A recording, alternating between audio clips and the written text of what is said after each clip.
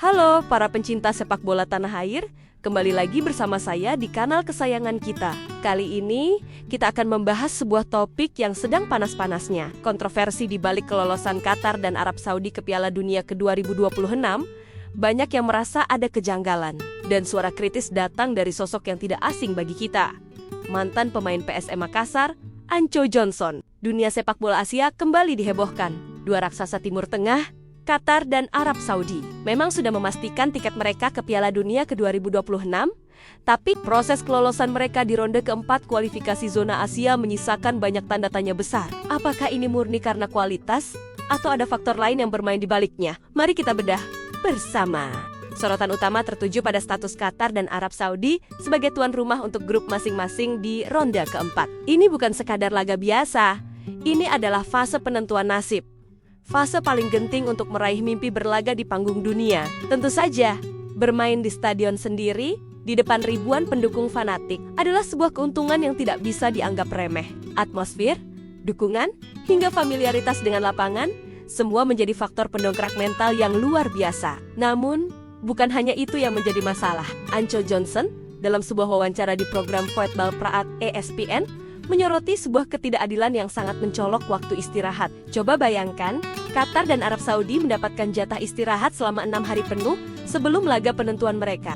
Bandingkan dengan lawan-lawan mereka, termasuk timnas Indonesia kita, yang hanya punya waktu istirahat 3 hari. Perbedaan 3 hari ini sangat krusial di level sepak bola profesional. Ini bukan hanya soal lelah fisik, tapi juga tentang waktu untuk pemulihan cedera ringan, analisis taktik lawan yang lebih mendalam, dan persiapan mental yang lebih matang. Ketika satu tim punya waktu 2 kali lipat lebih banyak untuk mempersiapkan diri, apakah ini masih bisa disebut sebagai sebuah kompetisi yang adil dan seimbang? Johnson, yang pernah merasakan atmosfer sepak bola Indonesia bersama PSM Makassar, mengakui bahwa secara kualitas di atas kertas, Arab Saudi mungkin memang sedikit lebih baik dari Indonesia dan Irak dalam pertandingan tersebut. Ia berkata, "Saya harus mengakui bahwa Arab Saudi lebih baik daripada Indonesia dan Irak jika melihat kedua pertandingan itu."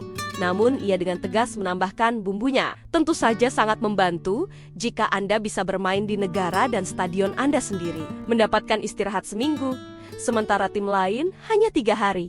Hal-hal seperti itu, jika Anda harus bermain di pertandingan penentuan untuk Piala Dunia, seharusnya tidak boleh terjadi, bukan? Sindir Johnson. Ia merasa semua ini terlalu kebetulan untuk diabaikan. Dan kita semua tahu, dalam sepak bola tidak ada yang namanya kebetulan yang beruntun seperti ini. Mari kita lihat faktanya. Qatar berhasil lolos sebagai juara grup A ronde keempat dengan koleksi 4 poin, mengungguli Uni Emirat Arab. Kemenangan dramatis 2-1 atas UEA di laga terakhir menjadi kunci kelolosan mereka. Pertandingan ini pun tidak lepas dari sorotan. Terjadi kericuhan antar supporter kedua tim. Sebuah insiden yang menurut Johnson terasa aneh dan berbeda dari apa yang biasa kita lihat di sepak bola Eropa. Seolah-olah ada tensi ekstra yang melingkupi pertandingan tersebut. Sementara itu, di grup C, Arab Saudi juga lolos dengan 4 poin, sama dengan Irak. Namun, The Green Falcons berhak melaju karena unggul dalam produktivitas gol. Di mana mereka mendapatkan gol-gol itu? Salah satunya adalah saat mereka mengalahkan timnas Indonesia kita dengan skor tipis 3-2. Di sisi lain, Irak hanya mampu menang 1-0 atas skuad Garuda. Selisih 1 gol inilah yang pada akhirnya menjadi pembeda antara lolos dan tidaknya Irak.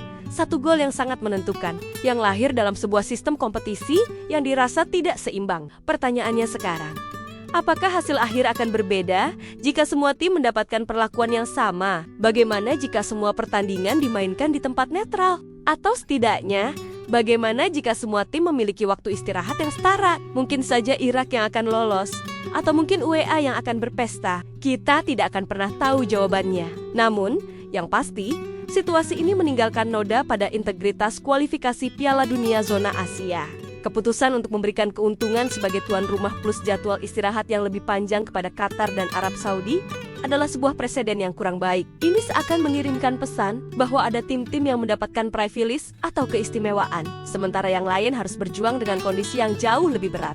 Ini bukan untuk mengecilkan usaha para pemain Qatar dan Arab Saudi. Mereka tetap berjuang di lapangan.